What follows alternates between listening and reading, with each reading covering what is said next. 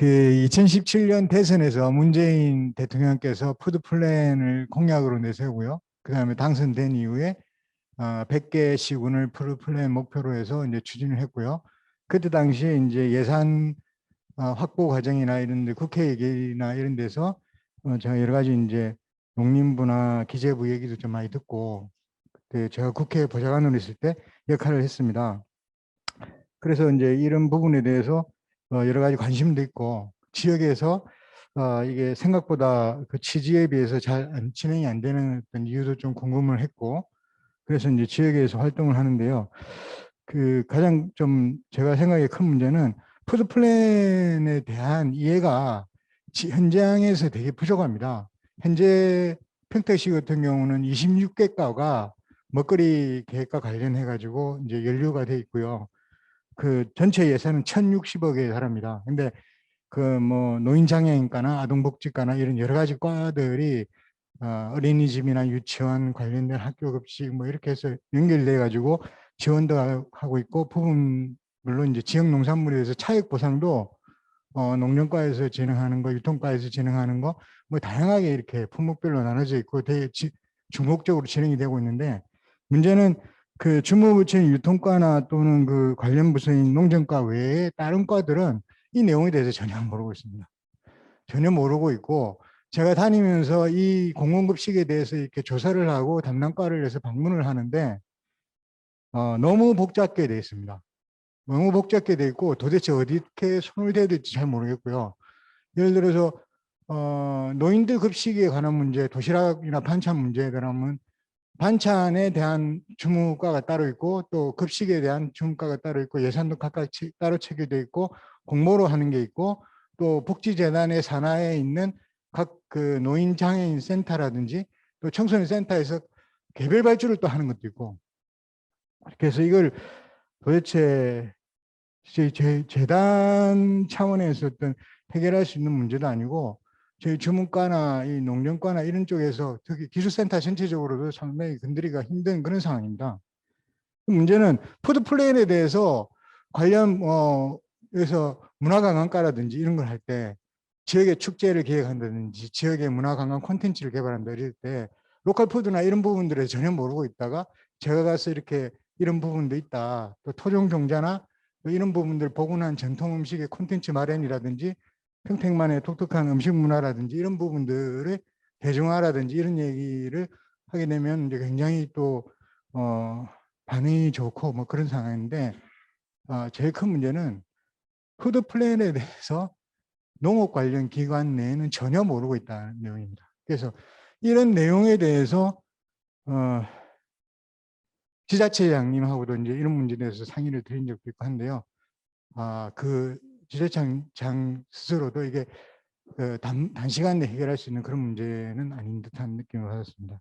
이런 부분들은 중앙부처에서 그 기재부하고 예산을 딸 때 굉장히 노력해서 따는 그 알고 있습니다. 그래서 푸드 플랜 예산도 내려보내지만 지역에서 푸드 플랜을 어떻게 수립했는지도 좀 관심도 가져주시고 제가 알기로는 지역에서 푸드 플랜 수립해서 농림부에 책을 갖다가 전달하고 이러지 않습니다. 그냥 농림부의 책도 그 푸드 플랜조차도 지금 전달 안 하는 걸로 알고 있고요.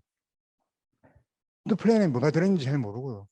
지자체에서도 잘 모르고 그 굉장히 광범위한 내용들이 들어가는데 이런 부분들에 대한 푸드 플랜과 또 에너지 전환 문제 이런 문제 기초적인 어떤 기후 변화라든지 뭐 이런 문제에 대해서 시민 교육도 필요하지만 지방 공무원들은 교육을 의무화한다든지 이런 데 좀 관심을 가지시고 지켜봐 주셨으면 하는 생각이 들었습니다.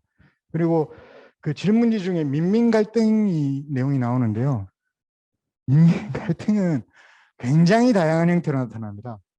여기 평택시 같은 경우는 로컬푸드 협동조합이 한 5년 전에 논의되다가 정책 사업을 기대했던 정책 사업이 안 되고 이러다 보면서 이제 해산이 되는 이 과정을 거치면서 많이 좀 아픈 면도 있었고 또 로컬푸드 직무장이 앞서 민간이 진행하다가 두 건이 이제 제대로 진행이 하다가 이제 중간에 망하고 이러면서 여러 가지 문제가 있었습니다. 그만큼 이제 굉장히 민원의 내용도 다양하고요. 예를 들어서 아주 복잡하게 있는데 저희들 저 직매장이 시에서 직영하는 형태의 재단을 통해서 직영하는 직매장이 이제 올해 처음 이렇게 생겼고요. 여기 이제 이 센터 내에 생긴 거고, 두 번째는 이제 민간이 또 하는 게 있고요. 그 다음에 농협이 두 군데 맡아서 이렇게 하는 게 있고, 하나는 농협이 하는 것도 전체가 로컬푸드 직매장인 케이스가 있고, 또 샵인샵이 또 하나 있고 그렇습니다.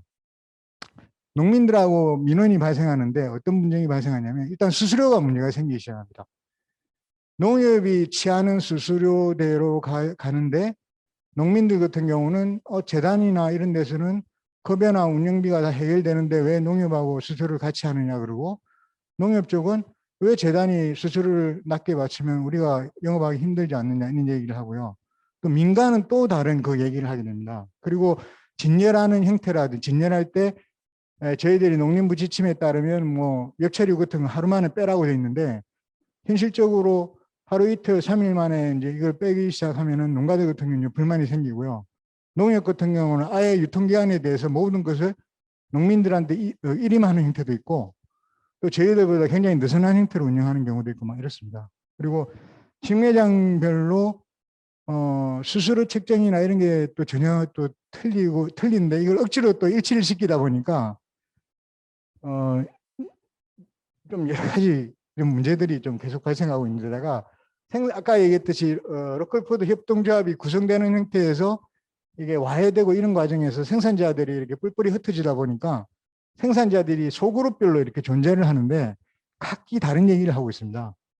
이런 경우에 생산자 조직화의 필요성도 좀 절박한 상황이고, 이런 부분들이 이제 저희들이 좀 현안이고요. 더구나 이제 이게 안전성 문제도 상당히 좀 문제가 되고 있는데, 농림부에서 푸드 플랜을 수립한 시군에 대해서 10억을 지원해서 안전성 검사 센터를 다 지원하고 있습니다. 그러면 저희들 같은 경우는, 농협 같은 경우는 안전성 검사를 하려면 한 검사당 한 30만 원씩 내야 되거든요. 근데 저희들은 무상으로 실시하는데 이쪽에서는 나름대로 실적이 필요하고 하니까 전체 농산물에 대해서 입고를 하기 전에 다 검사를 해라는 겁니다. 그러면 이 농산물이 한 농가당 보통 대여섯 개를 출하를 하게 되고요. 이 출하 시기가 양이 얼마 안 되니까 소농 같은 경우는 짧아요.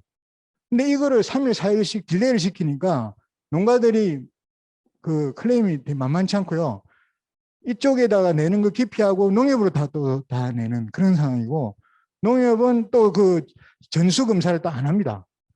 전부 우리만 쳐다보고 있거든요. 우리가 문제가 생기면 자기들도 액션을 취하고 이런 형태로 지금 하고 있기 때문에 아무래도 물량이 농협 쪽으로 쏠릴 수밖에 없는 과정이고, 더군다나 이 생산자 조직화가 안 되다 보니까 또 로컬 푸드에 대한 어떤 사전 교육이나 이런 부분이 많이 부족하다 보니까 여기에 대농도 있고 상업적인 농민들도 있고, 여기 이제 농산물 같은 경우는 대부분 가락시장으로 80% 이상 빠져나간 형태입니다.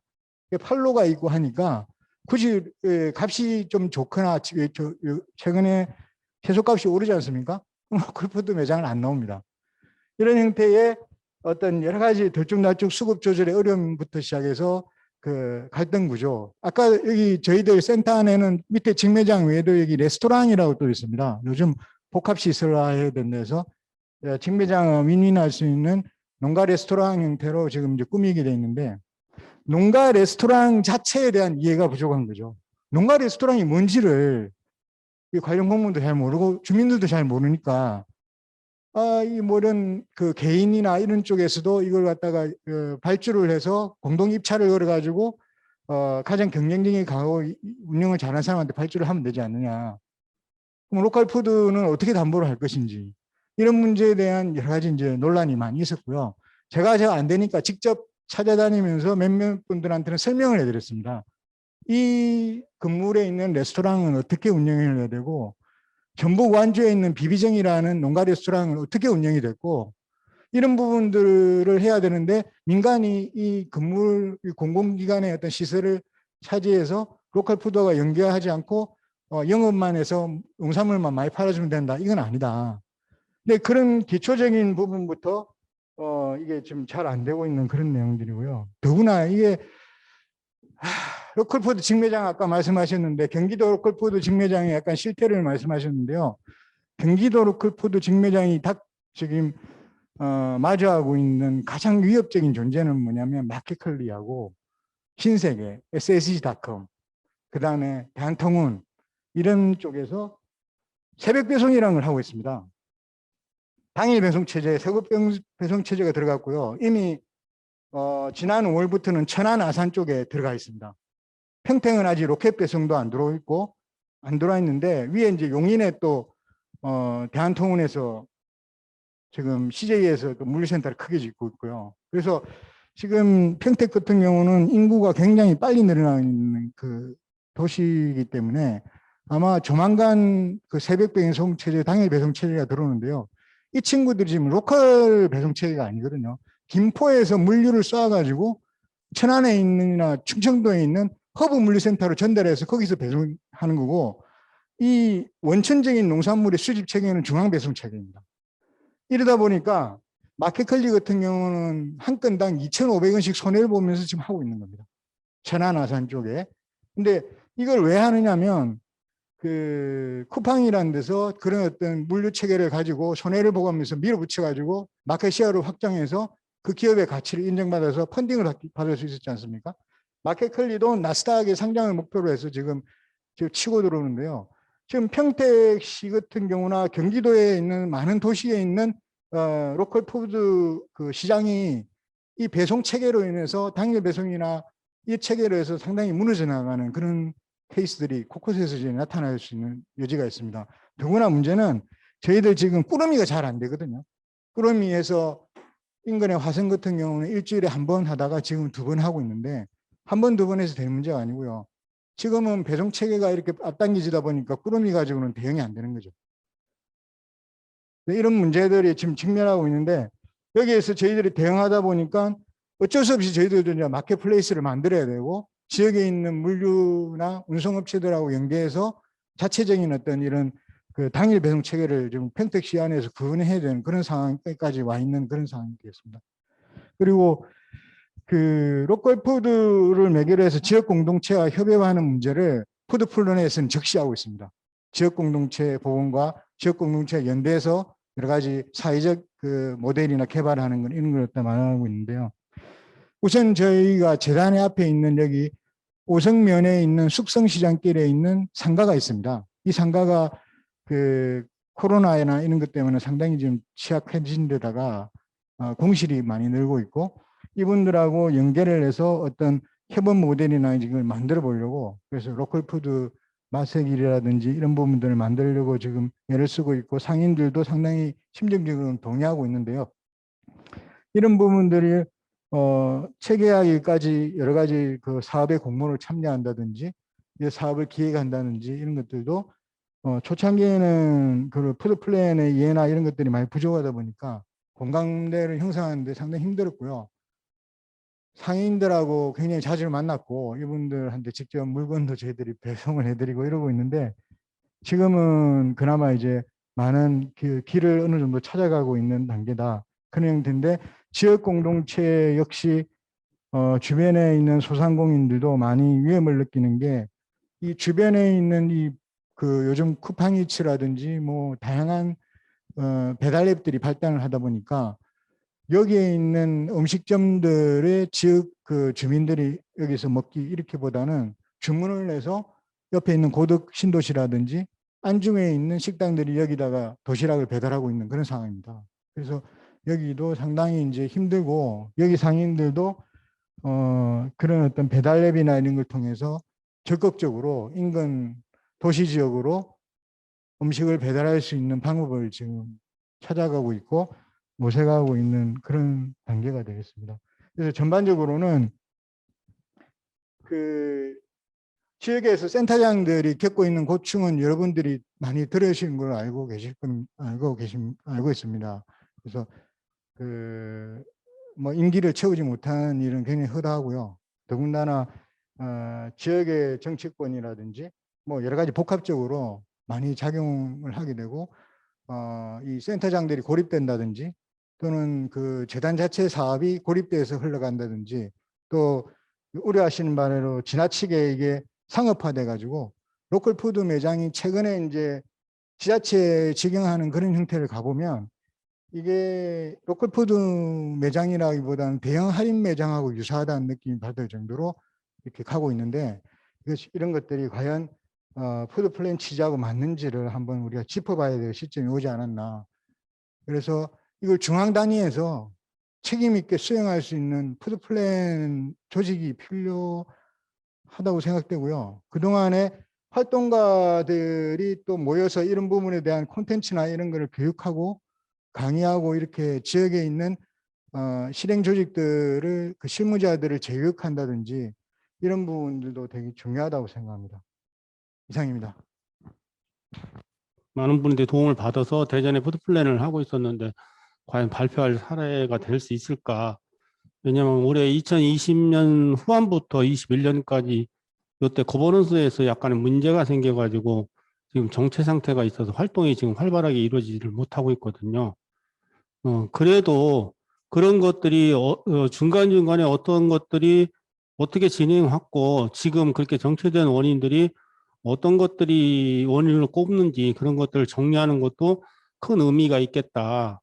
이렇게 대도시 같은 경우 결국 생산지 중심인 농촌 지역에서 연계돼서 푸드 플랜 혹은 로컬 푸드 운동을 할 때 어떤 것들이 지금 현재 문제점이 대두할 건지 아니면 대두하는지를 좀 정리하는 그런 차원에서 좀 말씀을 드려볼까 합니다. 주된 내용은 지금 44쪽에 다 나와 있습니다. 어제도 이제 이런 얘기를 좀 해달라고 김천 푸드플랜 용역하는 곳에서 좀 요청을 받아서 말씀을 드렸는데 느낌이 어떤 느낌이었냐면 그걸 추진하는 행정조직이나 그걸 진행하는 연구단체에서도 특별하게 어떤 조직 체계를 만들거나 조직과 조직을 잘 묶으면 이런 것들 거버넌스가 잘 되는 것 같이 그런 걸 제시해주는 해줬으면 하는 느낌을 들었습니다. 그런데 결론부터 얘기하면 그런 건 없습니다. 결국 사람과 사람 사이에 하는 일이기 때문에 그런 것들 없는데 그 정답은 아까 좀 윤병선 교수님이 말씀해 주신 것 같더라고요. 사람과 사람이 하는 일이기 때문에 일을 할 때 반드시 민주성, 개방성, 투명성을 바탕으로 서로 간의 신뢰를 기반해서 말씀을 해야 되는데 하다 보면 되게 자기 그 본질이나 속내를 좀 감추고 대의로 포장해가지고 뒤통수를 때리거나 옆에서 이상한 짓 하는 일들을 많이 해서 여러 가지가 서로 간의 신뢰가 많이 깨지는 것 같더라고요. 특히 인터넷 같은 세상이나 우리나라 같은 세상에 신인척이 발달된 곳에서는 1.2라고 하듯이 전화 한 통이나 두 통을 걸어보면 그분이 어떤 의도로 무슨 생각을 가지고 무엇을 하려고 그런 말을 하는 걸 다 알 수 있는데 그걸 숨기시고 하는 거예요. 그래서 좀 힘들었던 것 같아요. 결론적으로 보면 저희들 푸드플랜 네트워크는 3년을 좀 활동을 했고요. 2018년도 6월 7일 날 창립을 해서 이제 지금 한 3년 됐네요. 갈등 요소만 좀 잠깐 얘기하고 저희들이 어떻게 대응했는지 그 말씀을 좀 드려볼까 합니다. 먼저 민민 갈등은 어떤 식이 되냐면 대전의 경우는 인구 한 150만 명입니다. 그럼 NGO 단체가 한 500개 돼요. 그러나 이제 약간 관제성인 걸 빼도 한 300개쯤 됩니다. 그다음 먹거리 관련 그 NGO 단체가 저희들이 판단하기에는 한 80개 정도 됐던 것 같아요. 그래서 5개 구를 딱 스크린 해가지고 다 2018년 5월 달에 제안을 했는데 그 허락한 단체도 있고 허락하지 않은 단체도 있었어요. 그런데 허락하지 않은 단체 중에서 유독 어느 단체가 허락을 안 했냐면 지금 저희들하고 갈등을 일으키고 있는 친환경 무상급식 대전운동본부. 이 말을 좀 하는 것이 좀 저도 창피합니다. 왜냐하면 제가 거기 대표 2년 했거든요. 그런데 그때 이 단체가 출범할 때는 급식지원센터를 통해서 공적 시스템을 추구하고 우리 농민과 관계를 맺으면서 친환경 농업을 할 수 있도록 같이 도온다. 그 당시 친환경이라는 용어는 환경 친화적인 농업을 얘기하는 것이지 지금처럼 친환경 인증의 방점을 찍지 않았거든요. 전농약 중요한 이게 중요한 게 아니고 농민들과 어떻게 같이 할 거냐 이것이 이제 중점을 해서 출발했는데 중간에 이제 저는 대표를 그만뒀고 왜냐면 저는 교직에 있었습니다. 그래서 그 교직에 이제 잠깐 노조 전임할 때 이제 대표를 했는데 복귀를 했는데 그 이후에 하시는 분들이 이제 막 생각이 많이 바뀌신 것 같아요. 그리고 특히 집행부 쪽에서 일부 사람들이 친환경 인증에 너무 방점을 찍으시더라고요. 그래서 이제 그분들이 안 했던 분들을 또 딱 보니까 그 48쪽에 그 단체 몇몇이 있습니다만 두 가지 특징이 있습니다. 지역 내에서 메이저 NGO입니다. 지역 내에서 메이저. 두 번째로 로컬 푸드나 이런 활동이나 사업을 거의 안 하는 단체들이에요. 이거 배제한 게 아니라 이 단체에도 제안을 했거든요. 그러니까 대전시나 대전시 5개구가 있는데 여기서 로컬 푸드나 푸드 플랜에 관련해서 이러이러한 사업을 하자고 제안을 했는데 이 사업에 하나도 참여하지 않는 단체들이에요, 여기가. 이 단체에서 계속 브레이크를 거는 거예요. 그래서 이제 이 민민 갈등 중에 다행히 이제 아까 앞에서 말씀하신 것처럼 많은 NGO가 있지만 다행히 그 80여 개 단체 중에 약 76개 정도 단체는 저희들 대전 푸드플랜 네트워크하고 5개 자치구 네트워크에 같이 결합을 돼 있습니다. 물론 같이 결합이 돼 있다고 해가지고 혼연일체가 돼가지고 모든 게 만장일치로 잘 되는 건 아닙니다. 그러나 회의는 계속 하시고 조금 찌그락거리지만 그 공적인 생활에서 지금 하고 있거든요. 그 안에는 생산, 소비, 유통업자가 다 있습니다. 물론 얘기하다 보면 생산자, 유통업자, 그 다음에 소비자를 저희들은 공동체라고 그렇게 지칭하고 있는데 조금씩 입장이 다릅니다. 그러나 그 입장이 다른 걸 서로 얼굴을 대면 상태에서 얘기하니까 그리고 서로 한 집만 건너뛰면 다 아는 사람들이라 보니까 말을 조심하고 서로 이해를 하는 거예요. 그런데 그렇게 논의하지 않은 단체, 아까 말씀드렸던 친환경부상급식 대전운동부의 경우는 좀 다른 상황인 것 같더라고요. 계속 친환경 인증의 방점을 찍는 거예요. 한 예를 들자면 뿌러미 사업을 대전의 경우 어떻게 했냐면 2019년도에 대전의 지역 아동센터, 어린이집과 유치원이 몇 개가 있냐면 한 1,800개가 있습니다. 거기에 1차 농산물만큼은 대전에 인증을 받은, 그 당시는 처음에는 바른 유성찬이었고 지금은 한박가득이 나가는 인증받은 농산물이 있습니다. 인증받은 농산물은 간단히 말씀하면 옛날에 2015년에 중단됐던 전농약을 생각하시면 됩니다. 정부의 권장사항이 2분제 1량. 물론 이게 제초제의 성분이라든가 방사능이라든가 GMO는 또 안 됩니다. 이 농산물만 공급을 했는데 이 부분에서 이제 문제가 생긴 거예요. 2분제 1이니까 조금이라도 농약이 있지 않냐. 농약을 어린아이한테 주면 되는 말이 되냐. 농약이 웬 말이냐. 이런 식으로 이제 기자회견을 하려고 하셨더라고요. 그래서 이게 무슨 말이냐. 아니, 정부에서 인정하는 것도 2분제 1이고 옛날에 전농약 수준인데 그런데도 계속 그 문제가 생겨가지고 우리 자체 이제 거기에 같이 저희들 네트워크 있으면서도 친환경운동본부에 있는 분들이 몇 분이 계속 이 일을 제기하고 이건 충분히 논의해야 된다. 그리고 공감하는지 아는데 회원단체, 즉 민주성과 개방성, 투명성이 안 돼 있는 거예요. 그래서 그걸 논의하는 사이에 저희들이 이제 관하고 생산자하고 설득을 했습니다.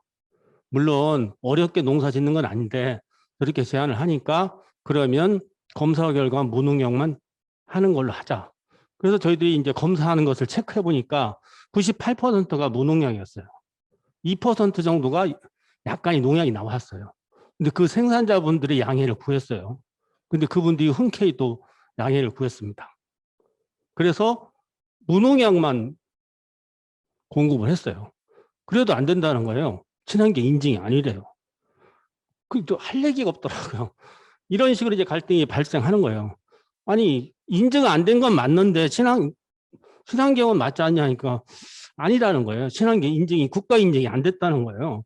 그런 식으로 이제 좀 생기는 거고, 또 두 번째 민민 갈등의 한 예를 들자면, 그러면 공적인 통로에서 이렇게 논의할 수 있는 구조를 갖춰보자. 그래서 우리 지역대단에서 열심히 해주신 푸드플랜 영역 보고서에 의해서 먹거리 기본조례를 만들고 먹거리위원회를 만들어서 거기서 우리 그 민민만 말고 뭐 네트워크나 운동본부 말고 다른 사람도 있을 수 있지 않냐. 그런 사람도 다 와서 한 15 내지 20명이 되면 거기서 공적으로 논의하고 논의된 결정된 사항을 가지고 최대한 추진해보자 해서 먹거리 기본 조례를 만들려고 했는데 또 그중에 몇 개 조항은 계속 또 물고 늘어지는 거예요. 물고 늘어진다는 말을 하는 이유는 뭐냐면 그 조례가 필요 없다면 지금 시기에 불필요한 조항이고 걔는 오해 일으킨다면 얘기하는데 그런 말을 안 하면서 하는 거예요. 한번 예를 들어주면 그런 겁니다. 먹거리 위원이 예를 들자면 50명 이상은 돼야 된다. 근데 저희들 재정 규모상 서울은 100명이지만 대전시내 위원회가 한 227개 되거든요. 먹거리 관해위원회 7개 됩니다. 도래가 11개 되고. 뒤져봐도 재정 규모상 15 내지 20명입니다. 그래서 이제 저도 설득을 했어요. 설득이라는 게 네트워크 하나고, 그래 우리 허원정 이사님도 설득해가지고 30명까지 했어요. 그러니까 말이 이제 그만 들어가는 거예요. 또 다른 조항을 생기는 겁니다. 먹거리 통합 지원센터는 위탁할 수 있다고 했기 때문에 이건 꼼수가 있다. 아니 조례상에 위탁할 수 있다고 되어 있지 않은 조례가 있냐. 모든 걸 다 공문할 수 있는 거 아니냐. 근데 지금도 여전히 그걸 고수하고 있습니다. 그걸 철회하지 않는 한 조례를 제정하면 안 된다. 근데 뭐가 문제냐면 그 단체에만 어떻게 하면 설득하거나 다른 분을 설득하겠는데 그 단체를 적극 지원해주는 시의원이 한 분이 계세요. 시의원이 계시니까 다 이제 그 다음에 세 번째 갈등이 들어가는 거예요.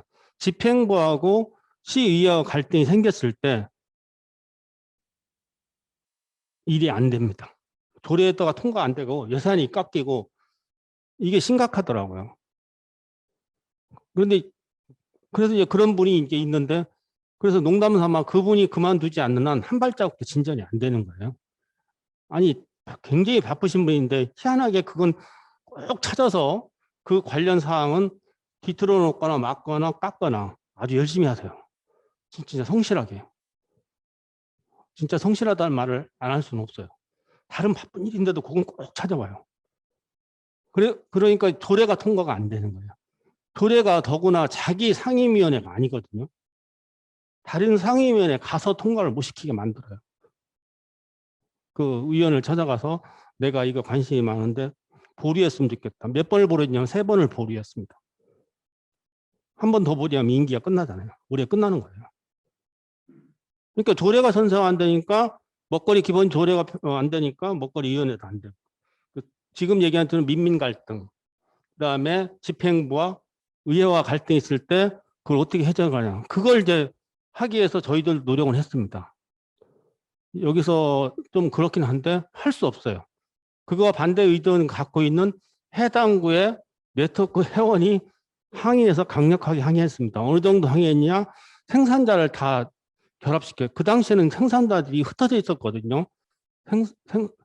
농촌 지도자연합회, 농업경영인연합회, 사회치, 그다음 친환경 농업회. 이게 흩어져서 친하지는 싸우진 않는데 그냥 내로남불처럼 이렇게 있다가 갑자기 다 뭉쳤어요. 그래서 그 의원을 성토하는 프랜카드를 그 시의회에다 한 달 동안 걸었습니다. 그래서 저희들이 참 덕분에 생산자의 단합이 저절로 이루어진 그런 부작용이라고 할까? 소득은 얻었지만 지금도 지금 생산자가 안 깨져요. 이제 생산자가 서로 간에 서운하는데 그런데 그 의원도 대단한 분이에요. 틈새를 치고 오더라고요. 친환경 농업연합협회 몇 사람을 설득해가지고 니들을 설득해주는데 니들은 왜 거기서 있냐? 내가 친환경 농업을 납품하면 니들이 다 차지할 건데 너들은 쓸데없이 거기 가서 있냐 해서 설득하러 갔더라고요. 그걸 모를 리가 없죠. 저희도 알았죠. 그래서 그 논리적으로 좀 완벽한 한 사람을 저희들도 파견해가지고 그 설득하는 자리에 또 이제 휘방났죠.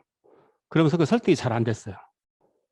하여튼 그리고 뭐 언론 플레이 기타 뭐 여기까지 하려면 한도 끝도 없으니까 이렇게 여러 가지가 좀 되고 관해 문제가 좀 있어요. 아까 센터장님 말씀하셨듯이 관해 문제가 이게 좀 심각하더라고요.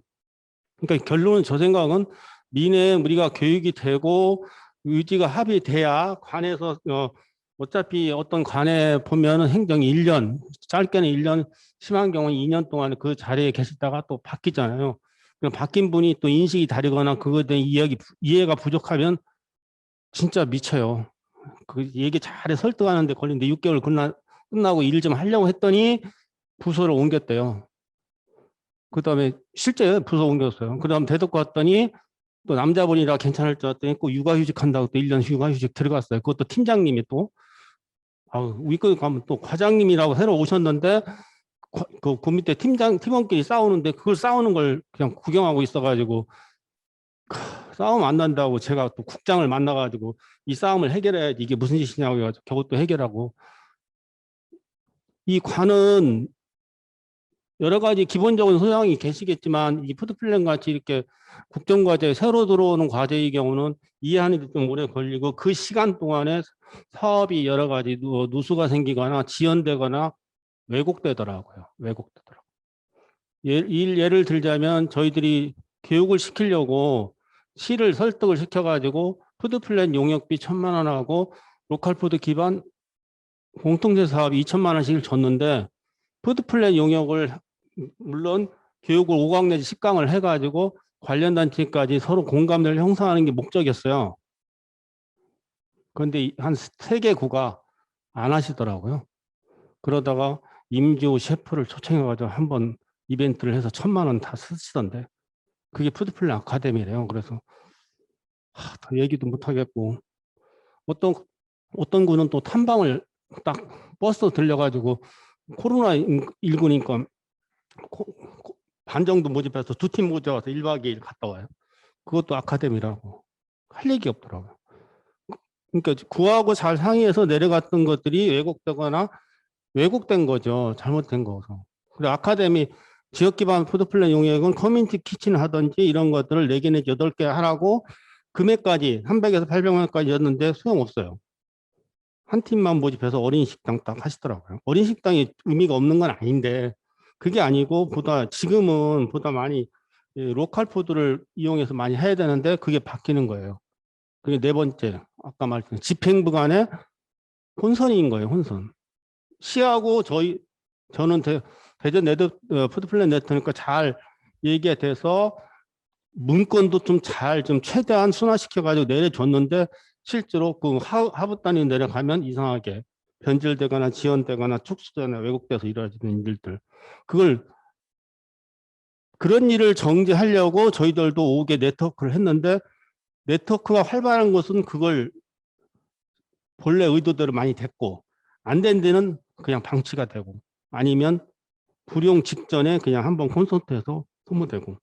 이게 결론은 저희 입장에서 보면 민이 튼튼하지 않으면 결국 단체장의 의지, 공무원의 그 편견이 아니라 보는 입장에 따라서 사업이 이렇게 여러 가지 되는 경우가 있더라. 마지막 부분의 그 거버넌스는 아까 혼란해서 자꾸 혼돈스럽게 말씀드렸습니다만 민민 간의 거버넌스에 틈새가 생기는 거가 있고요.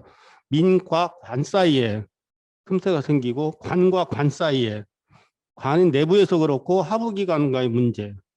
그 다음에 4번째가 좀 그건 심각한데 집행부하고 의회하고 갈등이 생겼을 때 저희들이 들어가서 개입하는 게 굉장히 어렵더라고요. 그래서 여기서 느낀 건 시의원이나 국회의원이나 구의원들이 민의를 바탕으로 활동하신다고 하는데 진짜 하나는 의정 활동 하나하나가 진짜 전체적으로 기본 민주적으로 많은 사람들의 민의를 바탕으로 한 건지 아니면 자기적인 독단적인 판단에 의해서 아니면 몇몇의 친소 있는 사람들에 의해서 이해관계하고 얽혀서 의정활동하는 건지 이걸 감시할 수 있는 데가 없어요. 가만히 보니까 그냥 혼자 하시는 거예요. 한번 뽑을 때만 그냥 인사하시는 거지 뽑히고 난 다음엔 고개 숙이는 법이 없잖아요. 목은 왜 기부스를 다 하셨는지 뭐 만나기도 어려워. 그래서 참 그런 때 마지막 생산자들은 요구사항이 이렇게 있는데 단지 생산자들은 아까 다행히 저희들은 위하고 갈등이 생기면서 이건 좀 해소됐습니다. 조금 약간. 근데 이런 것들이 거버넌스가 잘 안 됐을 때 그때 기억재단이 1년 동안 열심히 하셨고 저도 같이 연구해서 많이 배웠는데 진전이 안 되니까 결국 캐비넷 보고서로 전락하고 많은 그런 사례가 생기더라는 거죠.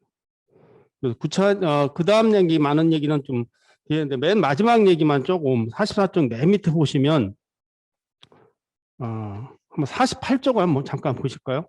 요 얘기만 하고 제 얘기를 좀 마칠까 합니다. 이 친환경 무상급식 운동본부가 잘못했다, 이렇게 하면 안 된다, 이런 얘기를 하려고 하는 게 아니라, 이게 큰 광역도시의 경우 자기 고유의 NGO 단체 활동 영역이 있는데 그것이 걸쳐 있거나 그걸 더 포함한 의제를 만들 때 대개 잘 아시다시피 대책회의를 만들거나 네트워크를 만들거나 무슨 연대를 만드는데, 저도 이제 교육운동도 한 교직에 있으면서 한 30년 했는데 되게 그런 거죠. 교육운동도 마찬가지만 그걸 관심 있는 뭐 전교라든가 교총이라든가 이런 단체 한두 단체가 모으죠. 학교급식 지원센터를 한다면 모으면 관련이 있는 몇 개 단체의 의제가 있으면 그 단체에 그냥 의존해서 그냥 이름을 계속 얹히는 거예요. 근데 더 심각한 건 그걸 논의할 때 관련 단체가 민주적으로 대표 단체가 20개면 두 달 한 번이든 석 달 한 번씩 모여서 대표들이라 논의하는 게 아니라 집행부 몇 사람, 진짜 몇 사람이에요. 5사람 이내가, 물론 그 전문적인 식견은 있으시죠. 근데 편향되거나 혹은 왜곡되거나 혹은 축소되거나 이상한 결정이 나면 그냥 다른 사람이 이름을 해서 언론에 발표하면 기자들이 보기에는 이게 대다수 시민단체의 생각인 거예요. 그러니까 다른 얘기를 하더라도 여기 저기 이 48쪽에 보면 거의 메이저급이죠. 이분들이 다 발표하면 그거에 대한 다른 얘기를 하더라도 그냥 동동하게 얘기하니까 뭐가 옳고 그런 건지 뭐가 제대로 안 가는지 일반 독자라든지 일반 시민들이 잘 모르는 거예요. 그래서 이 연대단체나 80년대 이후에 생긴 시민단체들이 자기 영역 이외의 일들을 같이 연대해서 할 때는 보다 신중하게 좀 잘 해야 되겠다는 생각도 들었고, 저도 그랬을지 모르죠. 그랬을 것 같기도 하고요. 그런데 하여튼 이 급식운동이나 로컬푸드 운동에 관한 거는 좀 그래서 그 민민 간의 갈등이 생겼을 때 이 푸는 문제가 굉장히 어렵고, 또 그 갈등이 어디로 옆에 점화하냐, 아까처럼 CEO를 끼고 있거나 집행부를 끼고 있거나 또 생산자 일부를 꼬셔가지고 서로 간에 생산자를 갈라치게 한다든가 이런 식으로 나타나더라고요. 그러니까 어느 것이 원인이냐는 건 잘 모르겠, 말을 할 수는 없을 겁니다. 그러나 어쨌든 한 군데에서 거버넌스의 틈새가 그냥 거기서 끝나는 게 아니라 민민에서만 끝나는 게 아니라 민간으로 옮겨가기도 하고 집행부와 시의회에 옮겨가기도 하고 생산자에 옮겨가기도 하면서 서로 간에 두세 급으로 서로 간에 약간 갈라치기 하는데, 하여튼 이걸 극복은 해야 되겠는데 어떻게 극복할지는 지금 현재 굉장히 좀 고민 중입니다. 장시간 동안 이렇게 말씀 들어주셔서 고맙습니다. 이상 마치겠습니다. 이런 자리가 사실 저한테는 익숙하지가 않았습니다. 왜냐하면 저는 이제 보통 저희 재단, 그러니까 저희가 하고 있는 일의 성과에 대해서 이렇게 외부적으로 가서 자랑하고 하는 것들은 좀 몇 차례 한 적이 있는데, 이렇게 고민거리를 얘기하는 자리는 사실 이번이 거의 공개적으로 이렇게 얘기하는 거는 이번이 처음인 것 같고요. 그래서 뭐 이렇게 자꾸 자기 검열을 하게 되더라고요, 이걸 하는데. 근데 이제 어쨌든 뭐 저희 시 공무원이나 의원님이 여기 함께 계신 게 아니니까 그냥 가감 없이 얘기를 해도 되겠다라는 생각이 들었고, 그리고 이제 좀 고민이 됐던 거는 이게 이제 저희 지역만의 좀 특수한 사례인가 아니면 좀 다른 지역들도 같이 겪고 있는 보편적인 경험인가라는 거에 대해서 좀 판단이 안 되는데, 다행히 이제 이렇게 들어보니까 두 발표하신 분들이나 발제해 주신 분들 이야기를 들어보니까 저희 지역만의 문제는 아닌 것 같아서 조금 안심하고 네, 말씀을 드리겠습니다. 저희는 이제 아시겠지만 지역 푸드 플랜 중간 지원 조직이고요. 그래서 이제 여기에는 그 공간에 대한 공간을 지칭한 두 가지 단어가 나오잖아요. 하나는 지역이고 또 하나는 중간인데, 사실 이제 저의 고민이 이 두 가지 키워드하고 좀 맞닿아 있습니다. 먼저 이제 지역과 관련해 가지고 사실 이제 저희가 지금 하고 있는 여러 가지 사업들이 있는데 이게 이제 지역만의 노력으로 좀 만들어지기가 어렵지 않나 이런 생각을 하고요. 예를 들면 이제 저희가 나주시가 지금 공공급식 선도, 로컬푸드 공공급식 선도 지자체로 되게 유명한데, 이제 이렇게 저희가 선도 지자체가 될 수 있었던 계기를 좀 꼽아 보면, 먼저는 이제 16개 공공기관이 들어와서 혁신도시가 형성이 됐고, 그래서 이제 2018년도 11월에 공공기관 나주시 전남도 농림부가 참여해서 공급할 때 협약을 맺었고요. 그리고 또 이게 이제 많이 대외적으로 알려지진 않았지만 또 중요한 계기라고 저는 생각을 하는 게 공공기관 경영평가 항목에 지역상생 지표라 그래가지고 이제 지역산 실제로 구매 비율이 이제 포함이 됐습니다. 그래서 기관들이 조금 더 적극적으로 이 사업, 그러니까 공공급식 사업을 같이 할 수 있었던 것 같고요. 이게 이제 공통점은 다 이제 나주시 혼자만으로 이제 이룬 성과가 아니라는 거죠. 그래서 마찬가지로 사실 학교급식도 지금 저희가 조금 사업이 더디고 있는데 지금 이제 시범 사업을 하려고 준비 중에 있습니다만 아직 잘 되지가 않는 게 이게 이제 그 지방계약법상 수의계약 요건이 있는데 이제 다른 것들은 다 이제 금액이라든지 뭐 자격, 예를 들면 뭐 여성기업이냐 뭐 사회적 그 협동조합이냐 이런 거에 따라서 이제 금액을 달리하는 게 돼 있거든요. 근데 이제 이걸 충족하지 않으면 일정 요건을 충족하지 않으면 지금 이제 공공급식 일선에서 그렇게 하고 계신 곳들이 계신 걸로 압니다만은 월 단위로 이제 분리해가지고 입찰하고 뭐 수의계약을 하거나 혹은 뭐 입찰하거나 이런 어려움들이 좀 있습니다. 저희는 이제 그런 식의 공급 시스템이 좀 지속 가능하지 않다고 생각을 하고 그래서 이제 궁극적으로는 이제 수의 계약을 해야 되는데 이제 그 제가 여기서 나온 이제 이 시행령 이제 이거 가지고 요즘 저희가 고민하고 있는데 이 시행령이 이제 국가기관 다른 지자체와 계약하는 경우에는 수의 계약을 할 수 있다 이렇게 돼 있는 조항이거든요. 근데 아시겠지만 저희 나주 재단이 이제 관설 민영 재단이기 때문에 엄밀하게 얘기하면 이제 지자체 자체는 아닙니다. 근데 이제 그럼에도 불구하고 이제 교육청에서 이제 전라남도 교육청에서 어쨌든 여기는 이제 사실상 하고 있는 사업이나 뭐 취지나 이런 것 공공성 이런 걸 전반적으로 고려했을 때 지자체나 다름없다라고 하는 이제 공감대가 형성이 돼야 되고 그러려면 이제 그 공공급식 공공기관 급식과 마찬가지로 일정한 협약 그리고 이제 교육청의 내부 지침 수립 그리고 그걸 이제 일선 학교에 보내주는 이런 작업들이 좀 선행이 돼야 되거든요. 근데 아직 그게 이루어지지 않아서 저희가 조금 어려움을 겪고 있고 마찬가지로 이제 다른 이제 저희는 사실상 농촌인데 이제 뭐 푸드 플랜 유형을 구분하면 도농복합형이라고 하지만 사실 혁신도시 말고는 전형적인 농촌 지역이거든요, 나주가. 근데 이제 그 다른 농촌 지자체도 그렇겠지만 저희의 오랜 수건 사업 중에 하나가 이제 대도심 가까이 있는 광주광역시에 매장 진출하는 거거든요.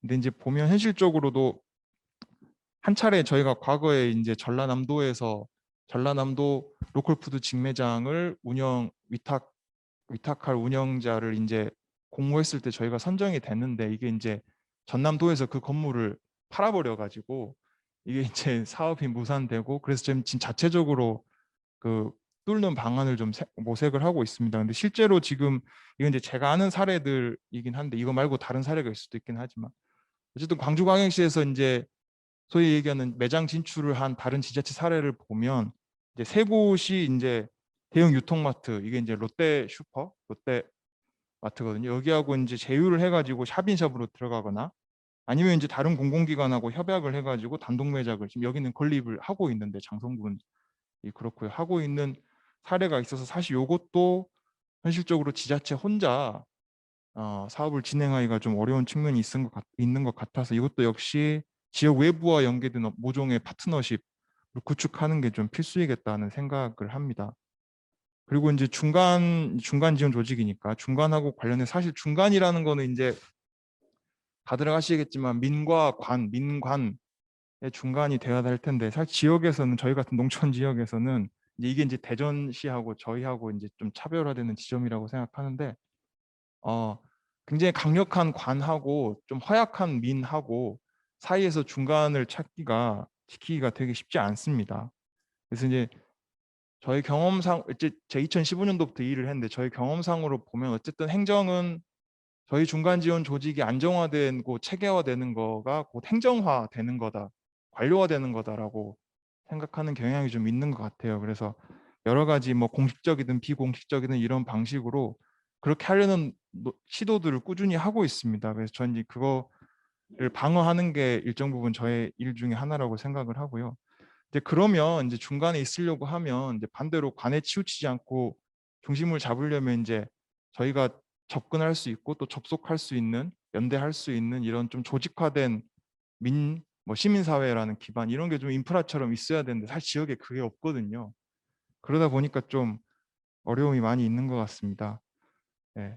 그래서 이제 지금은 사실 이제 행정도 그렇고 저희 재단도 그렇고 이제 생산자나 소비자 조직화를 하는 일에 있어서 좀 이렇게 열심을 내지 못하고 있어요. 근데 여기서 이제 뭐 생산자 조직화는 이제 기획 생산을 하기 위한 어떤 관리 대상으로서의 뭐 농가를 모으는 거, 그 이상으로 이제 뭐 일정 부분 자체적으로 협의할 수 있는 협의 기구로서 이제 생산자 조직을 만드는 거를 저는 말씀을 드리는 건데, 전에는 이제 저희도 이제 선진 사례, 이제 그죠? 완주의 사례를 배워와 가지고 이제 저희가 이렇게 처음에는 관에서 시작한 사업이지만 생산자 조직화, 그러니까 협동조합을 구성을 해서 이제 생산자, 소비자, 저희 그 직원들이 함께 모으는 뭐 협동조합을 구성을 해서 조직적으로 이제 재정적으로 자립을 해야 된다라고 하는 약간 공통된 그 목표의식 같은 게 좀 있었거든요. 근데 뭐 앞서서 말씀해 주신 여러 가지 이제 경험을 통해서 사실 지금은 이제 그런 생각을 하고 있지 않습니다. 이제 뭐 저희랑 같이 처음에 일을 했던 어떤 사회적 협동조합 어떤 분이 이제 처음에는 되게 순수하게 이렇게 저희랑 같이 일을 했었는데 이제 사업이 커가면서 이제 이분이 점점 경영자 마인드를 갖게 시작하면서 이제 생기는 이제 그런 뭐 문제라든지 아니면 저희가 이제 가공협동조합이 구성돼 있거든요. 근데 구성되고 난 이후 2018년도 말쯤에 구성됐는데 그 이후로 끊임없이 내부적인 갈등이 있습니다. 이제 이거를 저희 생각에는 이제 좀 사유화하려는 그런 좀 분들이 계신 것 같아요. 그래서 그분들끼리 서로 막 생기는 갈등, 그리고 이제 그러니까 이제 타 지자체에서도 처음에는 이제 협동조합으로 시작을 했지만 이제 그러니까 재단법인으로 이제 전환을 다시 검토하고 있다고 하더라고요. 그래서 이제 이런 것들이 좀 남일 같지가 않다라는 생각이 들고, 그런 점에서 이제 사실은 지역에서 이제 제가 이제 그렇다고 해서 지역에서 거버넌스 하기가 불가능하다 뭐 이런 회의론을 말씀드리고 싶은 건 아니고, 이제 뭐 서구의 사례를 저희가 이제 얘기할 때 선진 사례라고 얘기를 할 때 이제 몇 가지 조건들이 있지 않습니까? 뭐 이제 다양한 시민 조직이 있고 자원봉사 인력도 풍부하고 현장 활동가 뭐 코디네이터, 역량 있는 코디네이터 뭐 활동가 분들이 있고 이들 간에 뭐 활발한 교류를 기반으로 한 네트워크 조직이 있고, 이런 게 이제 좀 갖춰지지 않은 상황에서 그냥 거버넌스라고 하는 게 정책 목표가 되고 뭐 제1의 과제가 되어 버리면 오히려 이제 주객이 전도되는 상황이 되고, 오히려 이제 그렇게 되면 로컬 푸드 운동 파트너가 아니라 그냥 뭐 또 하나의 이익 집단 내지는 뭐 저는 이제 민의 얼굴을 한 관조직이라고 생각하는 이런 탄생으로 이어질 수 있다, 이런 이제 우려의 말씀을 조심스럽게 드리는 거고요. 네, 그래서 이제 이런 모르겠습니다. 이런 시민 사회의 뭐 인프라라고 해야 되나, 그런 것들을 좀 구축하고 강화하고 뭐 이런 거는 사실 저희 뭐 중간 지원 조직에 할 수 있는 역할보다 좀 더 큰 범위의 일인 것 같아요. 그래서 이런 일들을 어떻게 지역에서 할 수 있을 건가, 어떻게 자원을 좀 집중을 해서 이런 일을 할 수 있을까, 이런 고민이 사실 지금 저희에게 있습니다. 네. 저희가 이제 7년째거든요. 이제 그 조례 제정을 한 이후로 보면 이제 일종의 로컬푸드 운동이 지역에서 제도화된 지 7년째라고 볼 수 있겠는데요. 지금까지는 저희가 이제 서구든 그러니까 뭐 견학을 통해서든 이렇게 다른 잘 되는 사례들을 좀 배우고 저희 내부에서 좀 복제하고 이러는 데 열심이었다는 반면, 이제 앞으로는 조금 저는 이제 지역화된 지역 먹거리 운동 전략, 그 지역에 맞는 맞춤형 운동 전략이 좀 나와야 되지 않나 라는 생각을 합니다. 그래서 제가 이런 고민을 할 때 조금 실마리가 될지도 모를 오래된 명언을 제가 마지막에 써놨는데, 이걸 읽으면서 제가 오늘 발표를 마치도록 하겠습니다. 예. 본질에는 일치를, 비본질에는 자유를, 그리고 모든 것에는 관용을. 예, 감사합니다. 옥천에서 그 노골푸드와 관련된 얘기를 할 때는 밤낮으로 얘기해도 뭐 할 얘기가 넘쳐나서 엄청이 많은데, 이쪽에 이제 그 옥천의 사례를 얘기하라고 전화를 받고 뭐 정리하려고 하니까 뭐 할 말이 또 없더라고요. 딱히나. 참 난감하더라고요. 뭐 다 이렇게 살아가는 거지 뭐 특별할 게 있겠는가 뭐 이렇게 생각을 했습니다. 근데 오늘 여기 와서 들어보니까 거의 비슷비슷하게 어렵게 살아가고 있구나.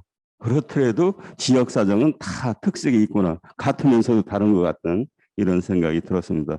옥천 얘기를 하도록 하겠습니다. 우리가 친환경, 로컬푸드, 푸드플랜 이런 얘기를 하잖아요, 얘기죠. 아마 이 얘기가 전 국민이 전 농사 짓는 사람이 얘기하는 건 순서대로라면 친환경 얘기하다, 로컬푸드 얘기하다, 지금 푸드플랜 얘기를 하는데 과연 도대체 이게 뭘까? 우리는 이것을 어떻게 생각하고 받아들일까에 대해서 한번 생각을 해봤으면 좋겠다. 이제까지 농업정책이라는 것은 구조조정을 어떻게 할 것인가, 그리고 성장을 통한 소득 등대를 어떻게 할 것인가 하는 이런 정책들을 상당히 많이 했잖아요. 야, 규모화해라, 전업농 해라, 그리고 농해소득 올려라, 아니면 기술을 높여갖고 수출농을 해라, 농촌에 사람들 끌어들여라, 뭐 6차 산업, 6차 농업을 해라, 뭐 여러 가지 다 얘기들을 했는데 과연 우리가 친환경 로컬푸드 푸드플랜을 얘기하면서 이런 것들 또한 그동안에 했던 중앙정부의 농업정책의 방향에 또 다른 시대를 탄 흐름이라고 생각할 것이냐. 여기서 다른 시각전환이 있어야 될 것 같다. 이런 것은 먹을거리라고 하는 것은 인류 문명사와 함께한 근본적인 가치와 철학을 우리가 갖고 있어야지 되지 않겠는가. 이런 것들을 지금 시기에 구체적으로 표현하려고 하다 보니까 이것이 친환경 로컬푸드 푸드플랜이지 않겠느냐. 사실은 하늘이라고 하는 것들은 어느 누구도 나눠 가질 수 없는 거잖아요. 그런 것처럼 밥이 하늘이다 우리가 얘기하는 것은, 먹는다는 것은 어느 누가가 사적으로 소유할 수 없는 것일 텐데 지금은 농업이 하나의 산업으로 돼서, 그리고 교환가치 속에 경쟁력으로 해갖고 뭐 글로벌 푸드도 되고 돈벌이 정도로만 인식이 되는 이런 근본적인 생각을 좀 바꿔야 되지 않을까, 이런 생각입니다. 사실은 농민이 행복하고 국민이 행복하다, 뭐 지역대에서 하는 고이기도 한데 뭐 이런 것들 농민의 문제만이 아니라 전 국민의 문제다. 그리고 먹는다는 것은 인권인 것이다, 분명히. 그죠? 잠시 멈출 수 없고 다른 사람한테 넘겨줄 수 없는 뭐 이런 근본적인 가치 속에서 우리가 이 친환경 로컬푸드 푸드플랜을 얘기해야 되지 않겠느냐.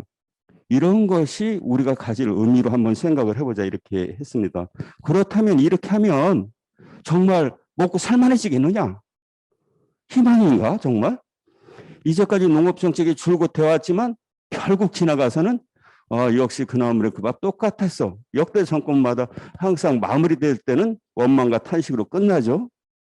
요새는 뭐 기대조차도 없죠. 시작할 때 기대조차도 없는데. 그랬을 때 지역은 어떻게 볼 것인가. 여기 있는 것처럼 자치화 작업 지역 농식품 순환체계를 세운다. 이건 누구나 다 해야 되는 일이죠. 그리고 순환과 공생의 지역 공동체를 만들어 간다. 뭐 이제까지 우리는 다 서울로 면에는 사람은 읍내로, 읍내 있는 사람은 대도시로, 대도시 있는 사람은 서울로, 서울에 있는 사람은 미국으로, 이렇게 화살표의 이런 그 경제 구도나 이런 물적 이동을 지역의 순환 체계로 만들어 나가는 것들 속에서 구체적으로 한번 만들어 보자, 이런 사업을 갖고. 그리고 이제 먹는 건데 사실은 학교가 무상급식인데 옛날에는 학교급식을 지가 애를 낳았으면 지가 책임져야지, 이것은 뭐 나라한테 책임지라고 말도 안 돼. 오세훈 씨가 그래갖고 승인을 갖고 시장도 내버렸잖아요. 근데 지금은 이 먹는 거 자체 학교급식은 너무나 당연한 것이 돼 있어요. 그랬을 때 학생뿐만 아니라 지역에 있는 모든 사람들의 보편적인 먹을거리 복지가 돼야 되는 것이고, 이런 것을 우리가 친환경 로컬푸드 푸드 플랜에 녹여내서 지역에서 한번 만들어 보자, 뭐 이렇게 가야 되지 않겠는가. 그리고 이 모든 것이 지속 가능해야 되니까 사실 기후위기, 뭐 기후변화도 얘기하잖아요. 모든 것이 농생태계와 자연환경을 보호하는 이런 시각 속에서 가고, 이런 실천 활동들의 가치를 전 국민이 부담하고 같이 나눠야 되지 않겠는가. 그리고 우리는 그런 것을 만들어가는 일을 지역에서 하겠다. 그리고 이제까지 이제 사실은 아까 공무원들 얘기하는데 부서 간 팀 간, 실과 간의 그 칸막이 상당히 심하잖아요. 같은 팀 안에서도 주무관끼리 갈등이 있고 서로 이렇게 역할 분담이 너무나 분명한데, 지역에서 생산경제, 교육문화, 복지, 환경, 공동체 유기적인 연결망을 일상적인 생활에서 한번 만들어 가자, 이것을 이렇게 생각을 하고 있습니다. 그동안 이제 옥천군이 어떻게 화했는지를 보면 처음에 이제 지역 농정하고 관련된 일들은 2000년도, 2001년도에 사실 쌀 개방 때문에 뭐 쌀 대책이 만들어졌어요. 그것을 요구하다 2007년도에 농업발전위원회라고 만들어졌는데 이게 사실은 민간 협치인 거죠. 한 6년, 7년 동안 요구해서 농발이라고 하는 것을 상향식 조례를 만든 사례라고 보면 될 것 같습니다. 그래서 농정자치, 민간자치의 바람직한 사례다, 성공 사례다 이렇게 얘기를 했어요. 그래서 이제 그동안에 했던 것은 옥천군의 농정이 노컬푸드와 관련된 사업계획서를 세우도록 한 것, 여러 가지 조례를 만드는 것, 이런 성과들은 상당히 있었음에도 불구하고 2016년도에 군의회하고 이런 걸 차지하는 농발의 주요적인 역할을 했던 사람과 갈등이 엄청나게 심했어요. 그러니까 8명의 군의원이 여야 할 거 없이 조례 개정을 해버린 거예요. 그래서 농발이라고 하는 10년 동안에 길게 보면 한 15년 동안에 해왔던 것들을 그냥 완전히 무력화시키는 뭐 이런 일이 있었거든요. 그러니까 이제 의원들은 별로 이런 것에 대해서 주민들이 자발적으로 하고 생산자가 주체적으로 나가는 것에 대해서 별로 달궈하지 않는 것 같아요. 군의 예산은 분명 나가는데 이것이 나의 영향력 속에 들어오지 않는다고 생각하고 그리고 의미 있는 하나의 그런 그 한 영역이라고 생각할 때 의원들은 다 여야 없이 반발을 하는 것 같더라고요. 그런데 우리가 스스로 주민자치를 했다는 것들이 선출진 권력에 얼마나 이렇게 쉽게 무너지는지를 우리는 뼈저하게 느꼈어요. 이것이 사실은 아까 민민 갈등을 했는데 생산자와 생산자끼리의 미묘한 갈등과 이해관계 속에서 이것이 하나로 잘 뭉쳐지지 않더라고요. 2000년대 초반만 해도 단일산으로 전부 다 같이 했는데 이제 시간이나 세월의 그런 상황들이 바뀌면서 그래서 이런 것들을 한번 경험을 했고요. 그리고 이제 우리 2013년도에 주민발의로 옥천푸드 육성 및 지원에 관한 조례를 만들었어요. 이것이 겨울에 정말 볼펜에 그런 그 잉크도 안 나오는 그런 그 언손을 갖고 농민회를 중심해서 이렇게 만들었고 그리고 상위법하고 조촉된다고 해갖고 군수 발의로 해서 결국 이제 만들어 냈거든요. 그런데 이것이 조례는 만들었는데 행정에서 이것을 운영을 하지 않아요. 옥천푸드 육성 지원 위원회라고 하는 위원회를 꾸리도록 했는데 위원들은 선출이 됐는데 회의를 한 번도 안 해요. 회의를 했다고 하면 한번 서면 결의한 거 정도? 뭐 이 정도래요. 그러니까 행정은 자기가 원하고 자기 해서 한 것들에 대해서는 좀 하는데 제대로 안 하더라고요. 그래서 그렇게 엄청난 진통과 협의 속에서 만들어졌음에도 불구하고 이것이 위원회가 운영이 되지 않는 이런 것을 우리가 경험을 했어요. 그런데 그나마 다행인 것은 거기에 지금으로 하면 뭐 푸드 플랜에 비슷한 정도의 옥천푸드 조례였어요. 2013년도에 만든 게 노컬푸드 해야 된다. 통합지원센터 만들어야 된다. 노컬과 관련된 노컬푸드 나라를 해서 축제도 하자. 뭐 이게 지역에서 이런 그 공공급식도 해야 되겠다. 식당까지도 같이 해서 뭐 등급을 주든 어쨌든 노컬푸드 식당을 만들자 해서 종합적인 것을 다 했어요. 그래서 그나마 그때 그 조례가 만들어져서 옥천푸드 유통센터라고 하는 것 군수가 어지럽게 밀려서 그냥 짜투리동 갔다 한 거거든요. 그리고 옥천푸드 거점가공센터, 옥천푸드 집배송장 창고인데 뭐 이런 것들이 이제 일선에 있는 공무원들이 사업계획서를 그러니까 집행단위에서 주요한 역할을 하는 의회나 군수는 신경을 안 쓰는데 담당 주무관 팀장들의 이런 건의로 어렵게 만들어질 수 있는 것들은 좀 하나의 조례가 없었으면 이것도 못했을 텐데 그래서 하나의 성과라고 생각을 합니다.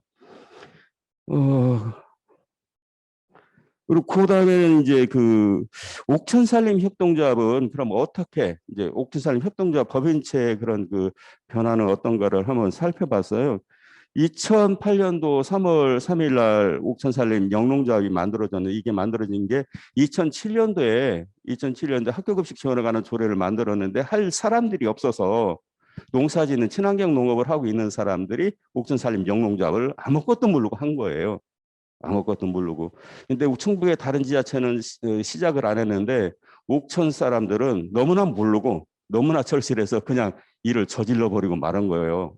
그냥 영농조합 출자금 한 사람당 10만 원씩 50만 원 갖고 그래서 사실은 그 당시에 이것을 하지 않았으면 지금 10년 13년 전인 지금의 참 옥천은 상당히 이렇게 좀 곤란한 지경에 처할 수도 있었겠다 이런 생각이 듭니다.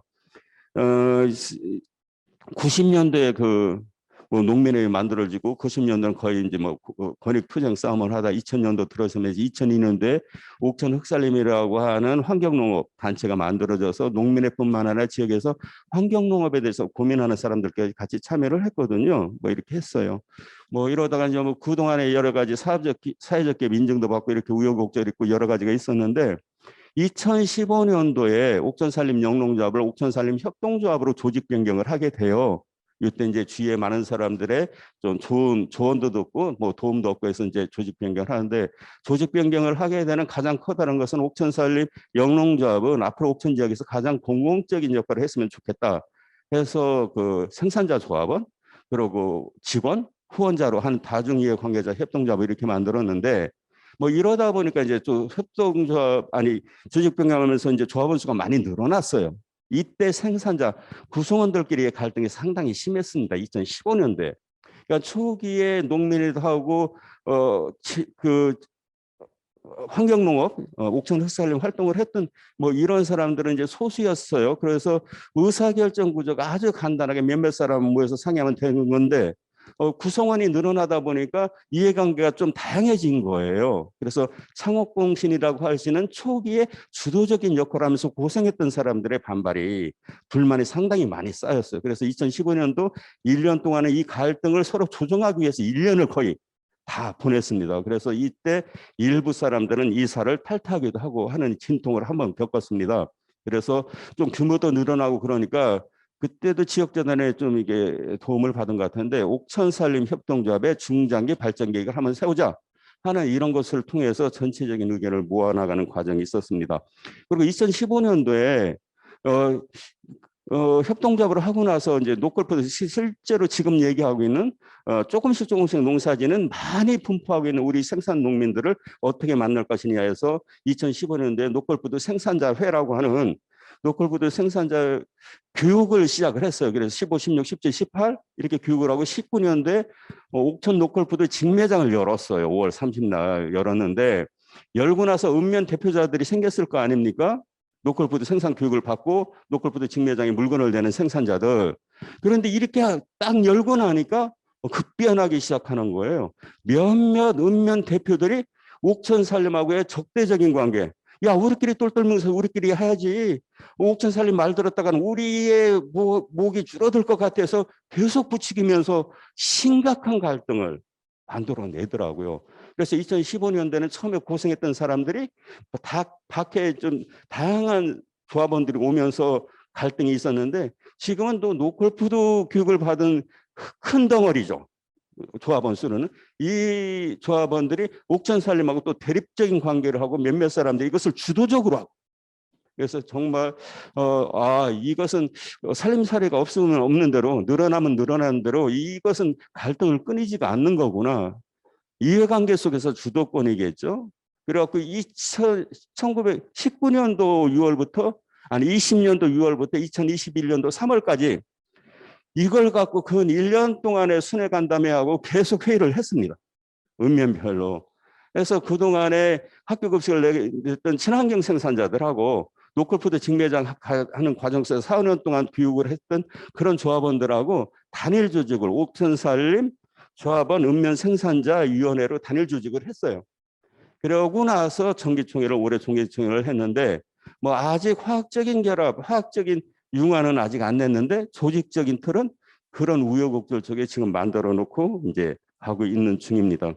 그래서 사실 우리가 노골푸드라고 하는데 노골푸드만 달랑 띄어서 얘기를 하면 사실 어려워지는 것이죠. 그죠? 그래서 나는 농사를 지는데 노골푸드 직매장에도 내 물건이 가고 그 물건이 학교나 어린이집이나 경로당이나 사회복지시설로 가고 그것이 옥천살림에서 하고 있는 여러 가지 다양한 형태의 꾸러미로도 일반 주민들하고 만나고 타 지역으로도 가고 나중에 온라인 판매하면 온라인을 통해서도 가고 하는 이런 것들이 덩어리로 우리가 하나다. 그래서 생산자 조직은 일원화시켜야 되겠다. 그리고 우리의 거기에 대한 생산된 물건의 유통 경로도 그렇게 다 연결돼서 가야 되겠다. 이렇게 생각하고 지금 준비를 하고 있습니다. 그리고 올해는 온라인 사업을 준비를 하고 있습니다. 그리고 옥천군의 먹을거리하고 관련된 사업들은 어떤 것이 있는가? 2008년도에 학교 급식을 시작을 했고요. 2019년도에 어린이집 극단식 지원 사업을 했어요. 이것은 지금 서울에서 하고 있는 공공 뭐라고 하는 거죠? 그 유치원에 뭐 이렇게 해주는 거, 뭐 그런 것들을 옥천군에 2010년부터 했던 것 같아요. 이 예산이 이제 현금이냐 현물 지원이냐 가장 커다란 경계선에서 갈림길이었었는데 이 사업이 이전까지 다 현금 지급이었어요. 현금 지원. 주민 목적과에서 이것을 지역의 현물 지원을 바꾸는 사례였고 이것도 갈등이 있었지만 지금은 성공한 가성비가 아주 높은 사업으로 지금 그렇게 평가를 받고 있습니다. 그리고 2015년에 농민장터를 개설했는데 그 농민장터는 뭐냐면 행정이 교육은 했는데 직례장을 만들 생각을 안 하고 의회와 행정 집행부의 갈등 속에서 부지 선정도 못하고 계속 돈은 12억을 밖에서 갖고 왔는데 군돈 2억만 붙으면 되는데 이것을 못하고 있어서 농민들이 그냥 우리끼리도 한번 해보자 하고 농민장터를 한 달에 한 번씩 해서 2년 동안 이렇게 갖고 이것은 노컬푸드 직매장을 만들기 위한 조직을 이렇게 건사하기 위해서 농민들이 한 거라고 이렇게 보시면 될 것 같습니다. 그러고 나서 학교 급식이 2008년도에 비해서 2021년도에 거의 학생수가 반으로 줄어들어요. 모든 그 식재료 소비량도 그러고 그래서 이것을 16년도에 공공급식이라고 해갖고 지역의 사회복지시설에 지역에서 나는 쌀 같은 것을 공급하기로 했고요. 이렇게 됐습니다. 그러고 나서 이제 노컬푸드 직매장을 했는데 작년에 노컬푸드 지수 우수상 이렇게 A등급이라고 했는데 다른 사람들은 이것이 그냥 어떻게 되는 걸 당연연도 노컬푸드 직매장으로 보는데 아마 이것은 10년 동안 해왔던 지역에 정말 계속 지치지 않고 해왔던 이런 것에 여러 가지 관계가 그렇게 만들어지지 않았는가 이렇게 생각을 하는데 안타까운 것은 이런 겁니다. 그 군수 선출직에 있는 군수는 저절로 되는 것이라 생각을 해요. 그러니까 얼마나 과정을 통해서 이것이 됐는지에서 고민 안 하고 똑같은 중간 지원 조직 같은 역할을 옥천살림 협동조합이 했음에도 불구하고 그리고 생산자 조직화가 받침이 돼서 일이 추진됐음에도 불구하고 이것은 또 다른 유통업체 중에 하나 정도로 생각을 하고 있더라고요. 왜냐하면 이것을 군이 먼저 생각해서 만들어 놓은 것이 아니었기 때문에. 그래서 이런 것은 근본적인 한계가 있는 것 같고 주무관이나 팀장들은 10년 이상 같이 부대꼈기 때문에 꼭 필요하다. 이것은 공공의 영역이기 때문에 지자체가 관리 운영에 있어서는 책임을 져야 된다 하는 것들을 건의를 하는데도 선출직에 있는 사람들은 잘 이해가 안 돼서 이것을 어떻게 풀 것인가 하는 것이 고민이 남습니다. 그래서 이제 2021년도인데 17년도에 푸드플랜 계획을 해서 올해 다시 5개년 계획을 다시 해야 되는데 이것을 신활력 플러스 사업하고 같이 하려고 그럽니다. 그리고 그렇다고 하면 앞으로 우리 과제는 뭔가? 첫 번째는 주민의 먹을거리 기본권을 실현하는 사업을 하자. 누구도 빠지지 않은 보편적인 먹을거리 복지를 실현하기 위해서 우리 옥천군은 점심 한 끼는 옥천군이 책임진다. 그것이 못하는 것은 옥천군의 부끄러움이다. 하는 이런 것들을 한번 하자. 학교에 학교 무상급식이 있는 것처럼 모든 관계를 직장이 됐든 마을 경로당이 됐든 어디가 됐든지 간에 정말 공공급식 전달 체계를 만드는 것. 우리 때 못하고 다음 세대들이 할지는 모르지만 이것에 대한 주춧돌을 놓는 것을 앞으로 푸드플랜 2기의 주요 사업으로 가자. 그리고 생애 주기별 급식 프로그램도 만들어야 되겠다. 영아는 영아대로, 어린이는 어린이대로, 노인은 노인대로. 그리고 여러 가지 기저질환 있는 사람 기저질환 있는 대로 하는 것들에 대한 이런 프로그램을 만들어져야 되지 않겠느냐. 실행하는 것은 단계별로 형편대로 우선순위가 있겠죠. 그렇게 하도록 합니다. 그리고 이제 기초농산물인데요. 우리 노컬푸드 직매장에도 기초농산물 20개가 연중 공급이 안 돼요. 쉽지 않은 일이겠죠. 근데 농수품부에서 이제 우리나라 식량 작업률을 높인다고 그러죠. 지금 45%를 몇 %까지 올릴지 모르고 곡물 작업을 21% 몇 년 동안 높일지 모르는데 농식품부만 우리가 믿고 있다가는 5년 지나면 또 말짱 들어오면 숫자로만 남아요. 그럼 이렇게 하자. 각 자치단체별로 식량 작업률을 곡물 작업률을 제시를 해라. 우리 지역에 나는 콩은 몇 % 우리가 작업하겠다. 연도별로 5개년 계획 속에서. 그리고 그것을 자치단체장이 매년 국민들한테 보고를 해라. 실제적으로. 이렇게 돼야지 이것이 5년 됐을 때 공수표로 될 것인지 실제로 실천 활동이 될 것인지를 가늠할 수 있으니 중앙정부는 거기에 맞게 인센티브를 줘라. 그리고 우리는 스스로 기초 농산물 정도는 작업을 어느 정도까지 하겠다고 구체적으로 해서 하겠다. 근데 안 되는 이유는 가격 때문에 안 되니까 지금 재난지원금도 주고 그런데 이것을 그 정말 콩을 하든 나락을 하든 아니면 뭐 고추 농사를 짓든 생산비가 보장될 수 있는 보존 정책과 소비 정책을 지자체는 세운다. 뭐 이렇게 가는 것들을 구체적으로 했으면 좋겠고 앞으로 다음 민선 8기 때는 이것이 돼야 되지 않겠느냐 이렇게 생각을 합니다. 그리고 이것이 되기 위해서는 튼튼한 자치의 협의체가 구성이 돼야 되는데 이것을 하기 위해서는 정말 법적인 지위를 갖는 민간 거버넌스가 돼야 되겠다.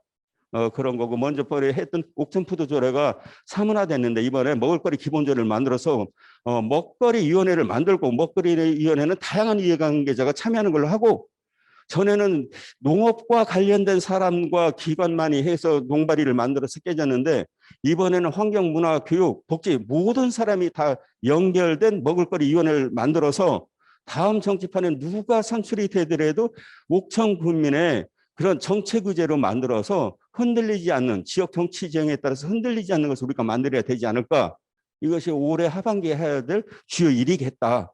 그런데 우리 혼자 한다고 하면 안 되니까 신활력 플러스 사업이라고 하는 빌미가 있으니까 이것을 통해서 그렇게 다시 한번 만들어 보자. 먼저 번에 실패했던 것을 다시 되풀이하지 않는 다양한 의견자가 참여하는 것을 만들어 보자. 이렇게 생각을 합니다. 그리고 생산자 조직과 소비자 조직화인데요. 사실은 시간이 길어져서 좀 생략을 하도록 하겠습니다. 우리가 친환경 농업을 한다고 하는데 외국의 찌꺼기, 지어미 찌꺼기에서 유박을 만들어요. 우리 지역에 있는 가축분은 그냥 폐기물이 되고 그래서 지역에 병축순환 시스템을 만들자. 그리고 이것은 자치단체가 책임지고 땅 살리기에 있는 양질의 가축분 TV는 무상으로 맞춤형으로 주자. 땅이 요구하는 양만큼. 뭐 이런 것들을 우리가 무상 교복을 하듯이 생산에 대한 무상복지를 해야 되겠다 뭐 이런 겁니다. 그래서 생산자들은 그렇게 가고요. 소비자들한테도 뭐 다 식농교육이 사실은 필요하다. 어느 곳에든지. 그래서 맞춤형 식농교육을 하자. 이것이 소비자 조직화다. 소비자를 공동 생산자로 만드는 거다. 뭐 이렇게 생각을 하겠습니다. 그리고 그 다음에는 협동과 연대 유기적인 사회관계망 형성하자. 사람들은 다 서울로 빠져나가잖아요. 고등학교 졸업하고. 이것이 먹을거리와 관련해서 지역에 남아있을 수 있는 것들을 한번 고민해보자. 그리고 이제 상당히 고립돼서 우리끼리만 얘기하면 안 되니까 생활 속에서 농촌과 도시가 순환할 수 있는 생산도 되고 농산물도 교환되고 문화까지 공유할 수 있는 이런 관계를 만들어 보자 이렇게 생각을 하고 있습니다. 마치겠습니다.